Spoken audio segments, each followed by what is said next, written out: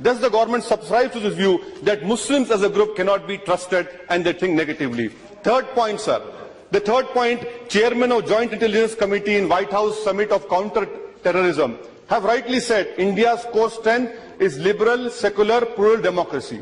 But I would like to know from the government that will this government, if it believes in secular, plural democracy, will it appeal against the trial court judgment of December 30 from the Mumbai trial court, which had given a leeway, a temporary leeway to the ruling party president? Will Kausar B, who's my sister, who was raped, drugged and murdered and her body was burned and thrown into a river, will this government, which talks about maximum governance, minimum whatever it is, will you appeal against that trial court judgment? I would like to know from the government through you, sir, when you talk about that Sabka Saath, Sabka Vikas is your basic tenet of your government, why is it? And when you talk about freedom of religion, February 17, Prime Minister's statement, freedom of religion, but within a week, his spiritual, his intellectual, his ideological guru made an obnoxious statement about a Nobel laureate. We want to know from you to the government, where does the truth lie? Does the truth lie with the Prime Minister of the Constitution?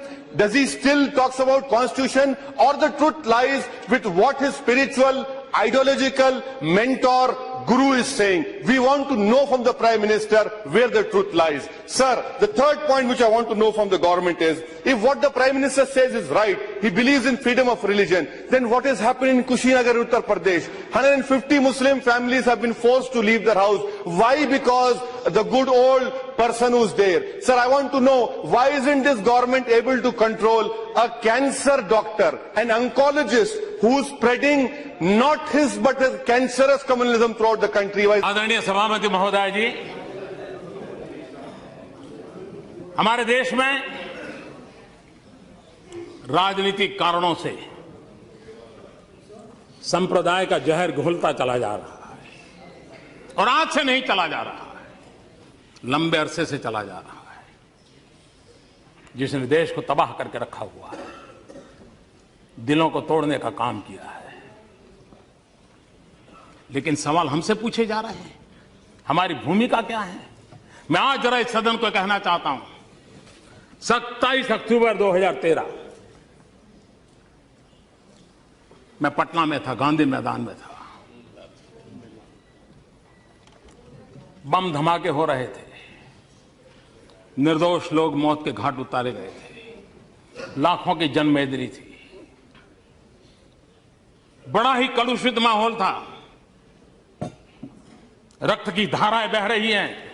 उस समय जब इंसान के हृदय से बातें निकलती हैं, वो सच्चाई के तराजू पर 100% सही निकलती है, उसमें कोई लाग लपेट नहीं होता है। बम बंदूक के बीच रक्त बह रहा था, लोग मर रहे थे। उस समय मेरा जो भाषण है, और उसमें मैंने कहा था कि मैं कहना चाहता हूं, मैं पूछना चाहता हूं कि बताइए, हिंदुओं को किसके साथ लड़ना है? क्या मुसलमान के साथ लड़ना है कि गरीबी के साथ लड़ना है? मैं मुसलमानों को पूछता था, क्या आपको हिंदुओं को साथ लड़ना है कि गरीबी के खिलाफ लड़ना है? और मैंने कहा था, आइए, बहुत लड़ लिया, हिंदू मुसलमान एक होकर के हम गरीबी के खिलाफ लड़ाएंगे। हिंदुओं को किसके साथ लड़ना है?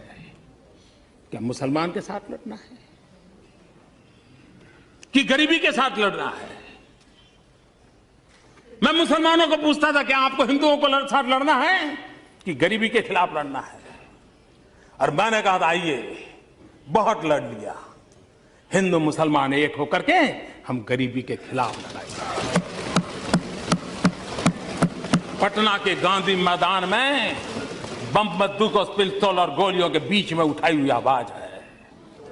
भारत को प्रेम करने वाले हर व्यक्ति के लिए ये बात साफ है, यह दाइश विविधताओं से भरा हुआ है। विविधता में एकता, यही हमारे देश की पहचान है, ये हमारी ताकत है।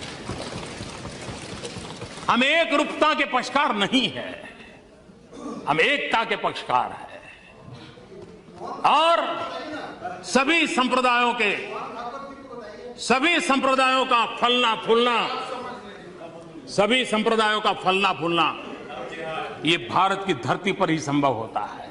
ये भारत की विशेषता है। और मैं ये कहना चाहता हूं कि हमारा जो संविधान बना है वो संविधान हजारों साल के हमारे चिंतन की अभिव्यक्ति है। हमारा जो संविधान बना है वो हमारे भारत के सामान्य मानव की आशा आकांक्षाओं की प्रतिबिंबित करने वाला संविधान है। और इस संविधान के मर्यादा में रह करके देश चल सकता है। देश संविधान की मर्यादाओं के बाहर नहीं चल सकता है। किसी को भी कानून हाथ में लेने का अधिकार नहीं होता है। किसी को भी संप्रदाय के आधार पर किसी के साथ डिस्क्रिमिनेशन करने का अधिकार नहीं होता है। हर एक किसी को अपने साथ चलने का अधिकार है। और मेरी जिम्मेवारी है सरकार में बैठा हूं, सरकार कैसे चलेगी उसकी जिम्मेवारी है।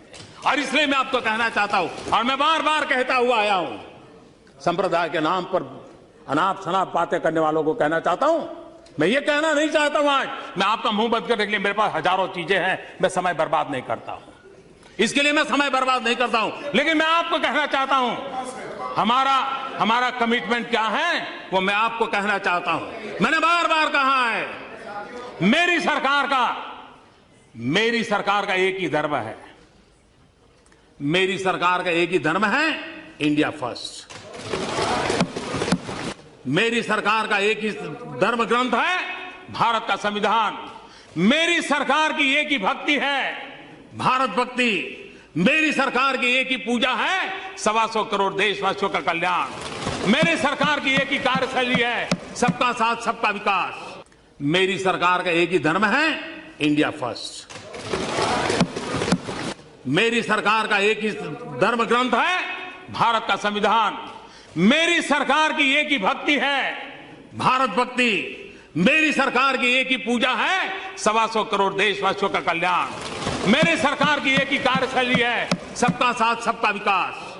और इसलिए हम संविधान को लेकर के, संविधान की सीमा में रह करके देश को आगे बढ़ाना चाहते हैं। हमारे यहां एकम सत विप्रः बहुधा वदन्ति हमारा तत्व ज्ञान रहा। Truth is one, says calls in a different way. सत्य एक है, विद्वान लोग उसको अलग अलग तरीके से कहते हैं। ये हम कहने वाले लोगों में से है। और इतना ही नहीं, यही देश है जहां गुरु नानक देव ने क्या कहा है। गुरु नानक देव ने कहा है, सब में ही रब रेहिया प्रभु एकाई। सब में ही रब रेहिया प्रभु एकाई, पेख पेख Nanak बिगसाई। The one God pervades within all, beholding him in all, Nanak in delighted। ये हमारा तत्व ज्ञान रहा।